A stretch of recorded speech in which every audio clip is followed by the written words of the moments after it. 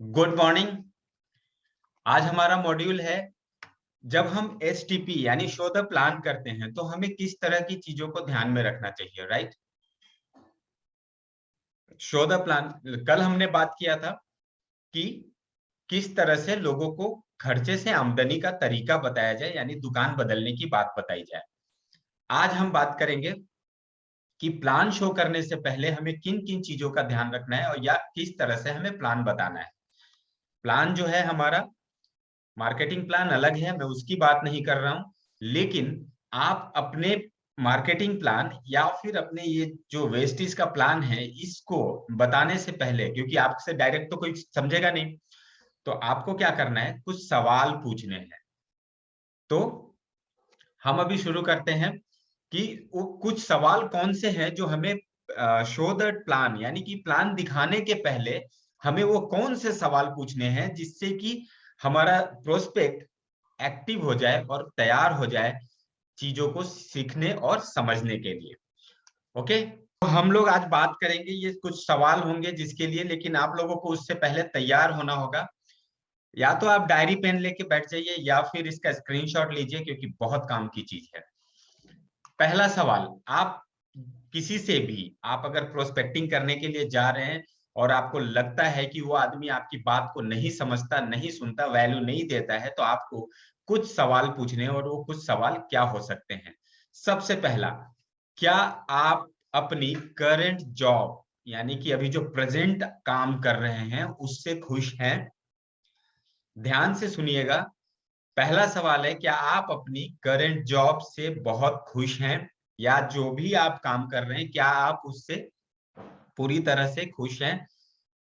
अगले का जवाब क्या होगा आपको नोट करना है, ठीक है। दूसरा सवाल, क्या आप एक शानदार इनकम ले रहे हैं? अगर कोई आदमी जॉब में है, अगर कोई आदमी बिजनेस में है, तो जाहिर सी बात है शानदार इनकम का मतलब है कि बहुत अच्छी इनकम जिससे वो सेटिस्फाई हो। पर क्या वो ले रहा है? तो ये दूसरा सवाल है जो हमें उससे पूछना है। और जब भी ऐसे सवाल पूछे तो बहुत जोर दे के पूछना है, आपका पिच हाई होना चाहिए, ठीक है। तीसरा सवाल, क्या आपकी जॉब या बिजनेस में लगातार ग्रोथ हो रही है? अगला आदमी कहीं ना कहीं जॉब करता होगा, किसी न किसी बिजनेस में होगा, तो उनसे ये पूछना है कि आप सर जिस जॉब को कर रहे हैं या जिस बिजनेस को कर रहे हैं उसमें क्या लगातार ग्रोथ हो रही है? हर साल आपको उसमें ग्रोथ मिल रही है? हर महीने क्या आपको ग्रोथ मिल रही है? क्या अपनी लाइफ को एंजॉय करने के लिए आपके पास पूरा टाइम है, यानी प्रॉपर टाइम है? अगले आदमी से पूछिएगा कि आपके पास, आप ये जो दिन भर हम काम कर रहे हैं, जॉब में हैं, 8 से 10 घंटे की जॉब कर रहे हैं, तो क्या आप इतना टाइम निकाल पाते हैं कि आप एंजॉय कर सकें या फैमिली को अपना टाइम दे सकें? क्या आपकी जॉब या बिजनेस अगले साल भी आपको प्रॉपर इनकम दे रहा होगा? किसी को नहीं देता है। कोई भी जॉब में है तो उसको देखिए, सब लोग, बहुत सारे लोग आपको मिल जाएंगे, 90% लोग जॉब में हैं, उनसे अब जब आप ये सवाल करेंगे तो बहुत दुखी हो जाते हैं। नहीं, ऐसा नहीं होता। क्यों नहीं होता? क्यों? क्योंकि जब भी इंक्रीमेंट का टाइम आता है तो कंपनी कुछ ना कुछ बहाना बना देती है, तो उनको अच्छे से पता है कि अगले साल मुझे सही इनकम यहाँ से नहीं मिल रही होगी। या फिर उनका बिजनेस, आज कोरोना के टाइम में जो कोविड-19 का जो चल रहा है, इसकी वजह से सारा बिजनेस प्रभावित हुआ है, या जॉब। तो किसी को, कोई भी सेटिस्फाइड नहीं है, कोई ना कोई अपना एक ऑप्शन चुन रहा है और वो ऑप्शन हम देंगे। क्या आपकी इनकम हर साल बढ़ रही है?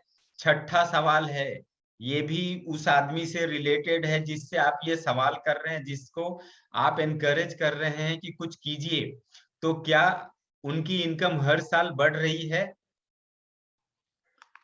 सातवां सवाल, क्या आप अपनी योग्यता के हिसाब से पैसा कमा रहे हैं? यानी कि जो स्किल्स है, जो एक्सपीरियंस है, उनसे पूछिए कि क्या आपका जो एक्सपीरियंस है, जो आपका स्किल है, जो आपका एजुकेशन है, क्या उसके हिसाब से आप पैसा कमा रहे हैं अपनी जॉब में या बिजनेस में? क्या आपकी जॉब आपकी सैलरी से ज्यादा पेंशन दे सकती है? बहुत धमाकेदार सवाल है ये। क्या आपकी जॉब आपकी सैलरी से ज्यादा पेंशन दे सकती है? जो लोग भी रिटायर होंगे या रिटायर होने वाले हैं या जॉब कर रहे हैं, उनसे ये सवाल पूछिए। और जब भी, ये मैं पहले ही बता चुका हूं, जब भी सवाल पूछेंगे आपको जोर दे के पूछना है। तो कभी भी किसी को उनकी सैलरी से ज्यादा पेंशन नहीं मिलता, ये एक सच्चाई है। यहां तक का जो सवाल था उस आदमी से रिलेटेड था जिसके सामने आप बैठे हैं और आप उसको अपने वेस्टिज का प्लान दिखाने के लिए तैयार कर रहे हैं। यहां तक उसका जवाब 99% नहीं होगा। ठीक है, अब हम नेक्स्ट कुछ क्वेश्चंस पे बात करेंगे जो उससे नहीं लेकिन उसकी फैमिली से रिलेटेड होगा। अगला जो सवाल होगा उसके परिवार से रिलेटेड होगा, और हर कोई अपने परिवार से बहुत क्लोज होता है, अटैच्ड होता है, राइट। तो अगला सवाल, क्या आप अपने परिवार से प्यार करते हैं? अच्छा, कोई ऐसा आदमी आपको मिल जाए जो कहे नहीं मुझे अपने परिवार से प्यार नहीं है। तो हर आदमी इस दुनिया में, हर आदमी अपने परिवार से प्यार करता है।